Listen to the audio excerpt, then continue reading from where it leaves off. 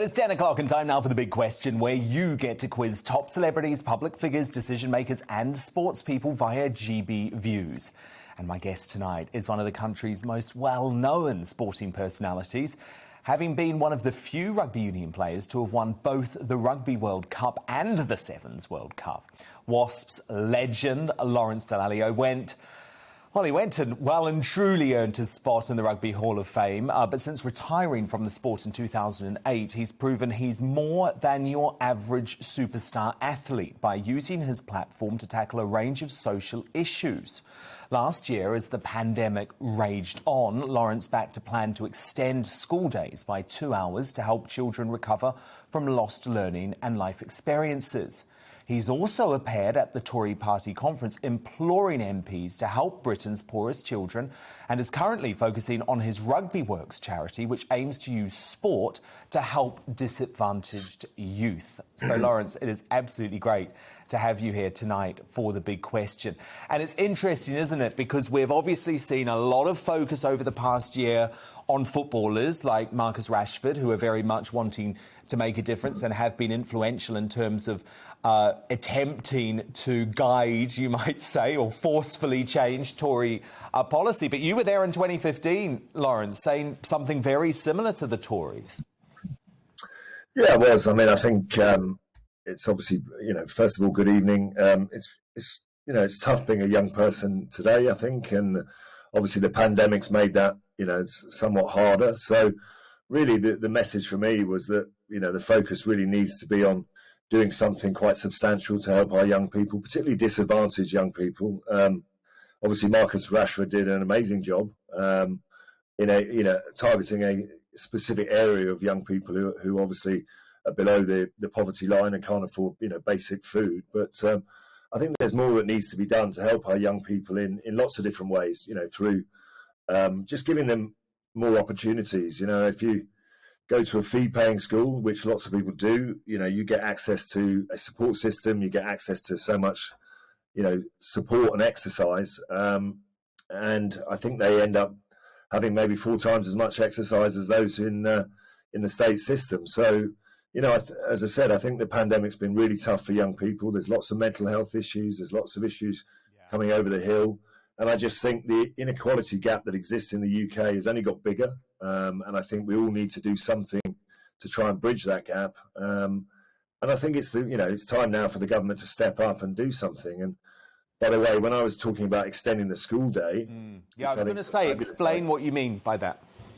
Well, what I mean is I'm not asking our existing teachers to do more, because they're already working incredibly hard. I think what we need to do is bring in third-party organisations to really, give young people, whether it be in the arts, whether it be in sport, the opportunity to, to have access to facilities and coaches that can help them, really. Because, we all know how much, I certainly do, how much sport can be, can give you a really huge lift and help you to progress and help you ultimately to have very positive and productive outcomes. No, I completely agree. And you made a very interesting point to the government when you were talking about your Rugby Works programme, and I'm very interested to hear exactly how it works, Lawrence. But you pointed out that the average total cost per prisoner for 15 to 17-year-olds, so, if you're talking about a teen who you're having to lock up for some reason, is £77,000. In contrast, your Rugby Works programme costs just £1,000 per young person per year. And presumably you're saying that if you get people into rugby or a sport at a young age, it's a way to deter them from crime. Yeah, I mean, listen, the programme that I've made available to young people is targeted to those who are either disengaged or with their own education or come from disadvantaged backgrounds. Now, sometimes we work in mainstream schools, and sometimes we work in schools where young people have been excluded from school. Now, 65% of the prison population at some point have been excluded from mainstream education. So, I mean, that is an enormous figure. And what that tells me is that, once people are excluded from school or they become disengaged with their education, that really, we as a society kind of give up on them and they end up in prison. So, Rugby Works is one of those kind of programs that exists. It could be football, it could be boxing, it could be the arts. There's so many other extracurricular activities that young people could be made available. And I just feel that there's an enormous amount of investment that needs to take place really in the education system to ensure that that young people have the support system around them. No young person is born bad. They're just born into different circumstances, and I think it's our job as society to give young people the support system they need to move themselves forward and end up with positive and productive outcomes. And Lawrence, you have a real personal story as to how rugby and, for want of a better phrase, I guess, helped save you as a young person, because most people will probably know as a young lad you lost your sister Francesca in the shocking Marcinez tragedy. And it was a very, very difficult time for you. Can you just explain a little bit about how rugby helped pull you out of that? Yeah, listen, I went through obviously quite a traumatic experience in 1989 when I lost my sister on the River Thames in a horrific accident with 51 other people. And, quite understandably, my life was, going in quite a downward, trajectory. I was making poor decisions, maybe questioning the whole reason for existing. And I knew at some point I needed to do something, and I ended up joining a rugby club. It could have been anything.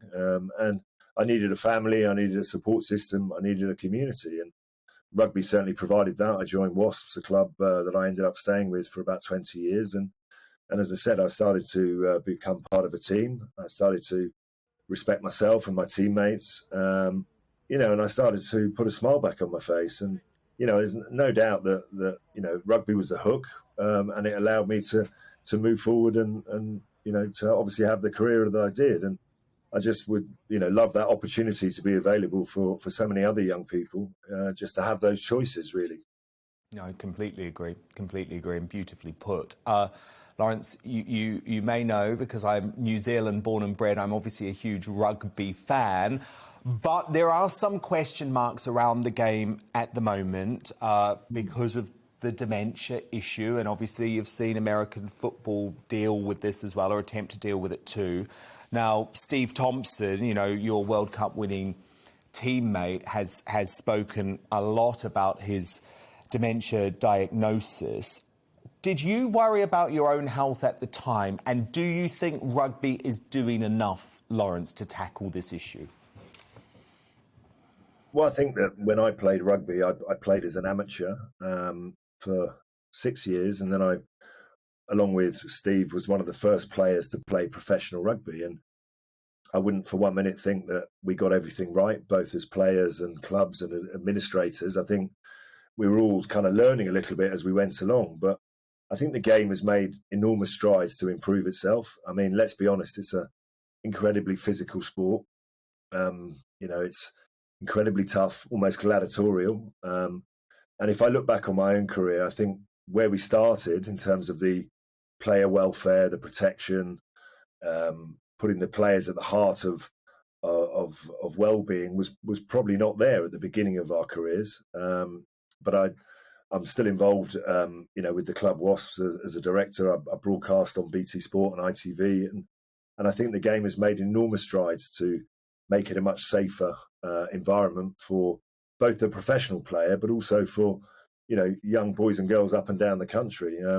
There's an enormous amount that's very positive about rugby. Its values around respect and enjoyment and teamwork and discipline and sportsmanship are incredible. So yes, is it a dangerous sport? It can be at times because of the physical contact that's involved. But I think enormous inroads have been made, and I think rugby is continuing to look at itself and try and make itself a much safer sport for the next generation, because otherwise young people are not going to want to play the game. So look, I do see the likes of Steve Thompson and many others who are now suffering as a result of their injuries that they sustained. I had one or two head knocks during the course of my career.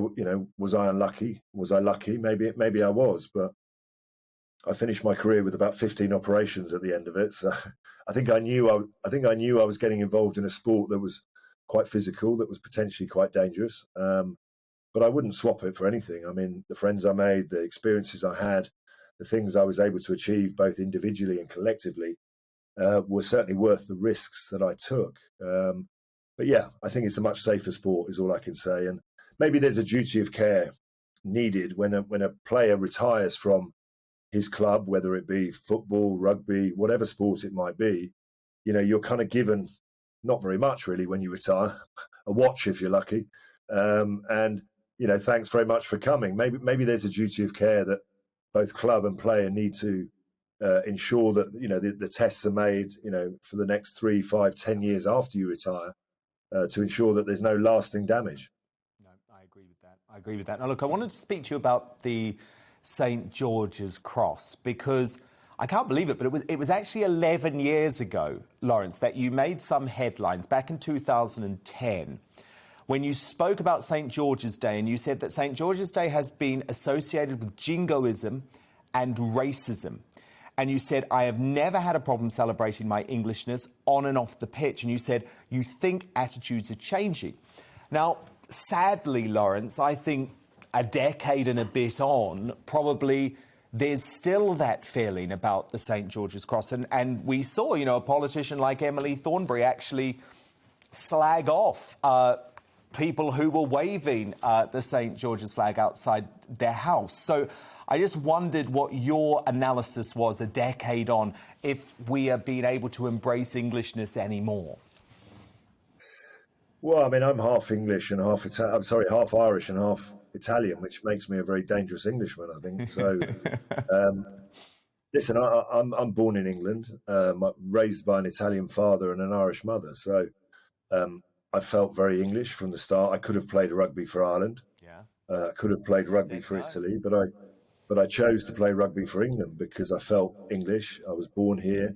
And I'm very proud to be English. And I think, what I've learned is that English people, maybe not so much these days, but certainly when I was growing up, tended to be very conservative.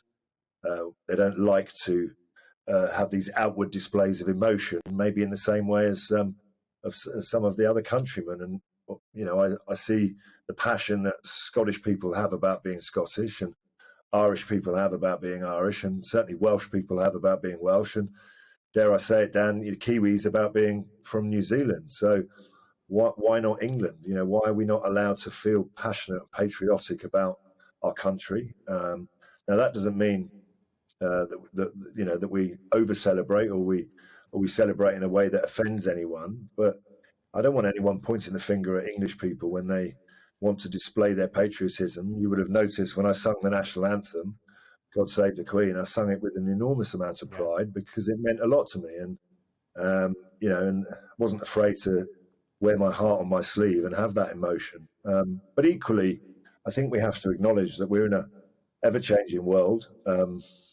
and we need to celebrate difference as well. So there's nothing wrong with being English, but being different. And I think never has that more been apparent than in the modern world. So, yeah, I'm as patriotic as ever.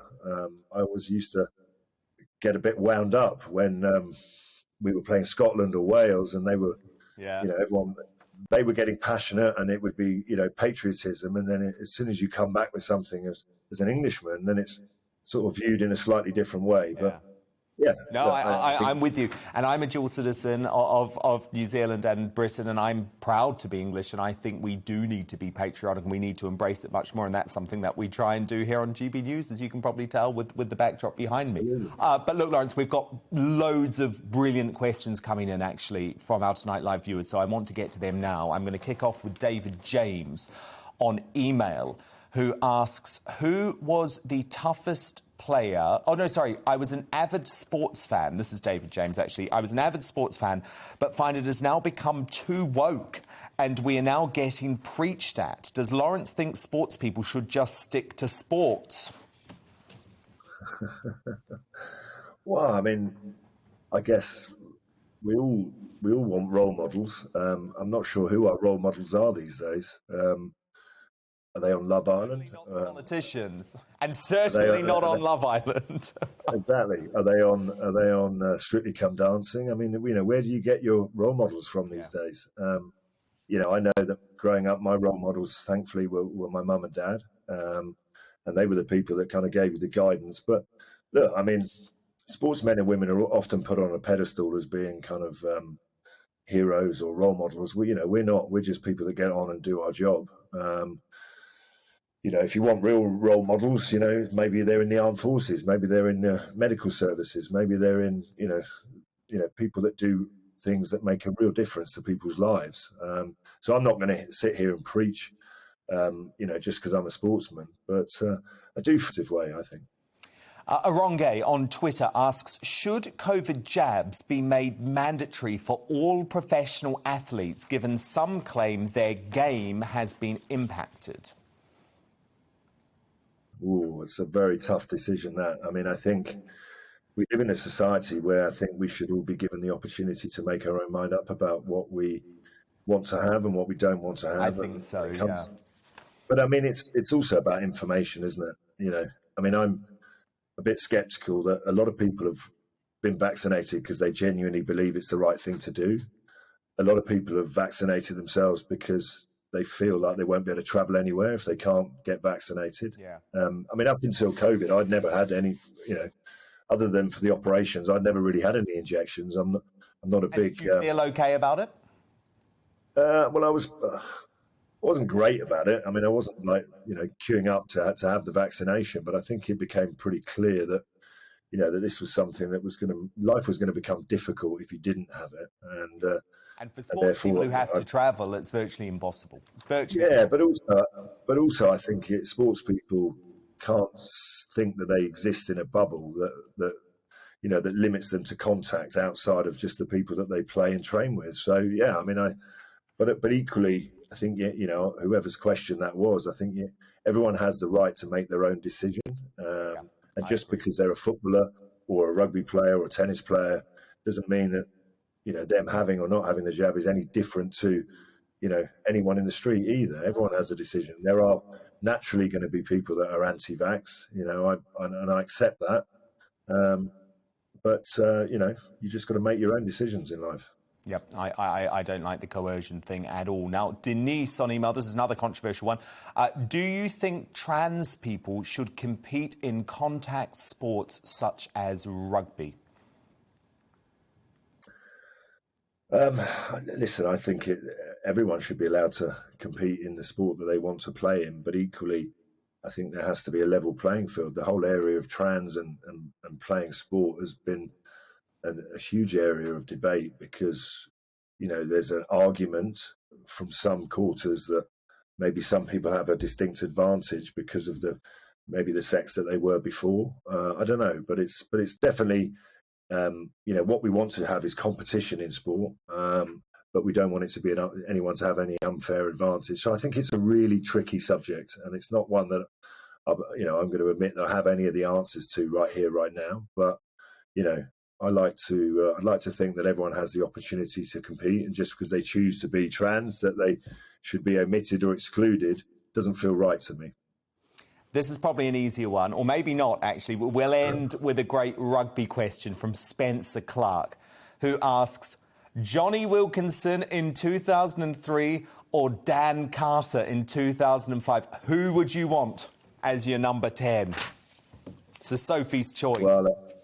Well, we know who you'd want, Dan, so I think I've got every right to... My namesake, right to declare my allegiance for Johnny Wilkinson. I mean, what a player, what a guy. And listen, you've got a choice of fly halves because New Zealand have won 3 World Cups. We've only got the choice of one fly half in Johnny Wilkinson because he was the guy that won us our World Cup. So I think I'll go with Johnny Wilkinson on that one. Welcome to the GB News YouTube channel. You can watch us live 24 hours a day, catch up on your favourite shows and join in the conversation in the comments below. Don't forget to subscribe and you'll never miss any of our exclusive content.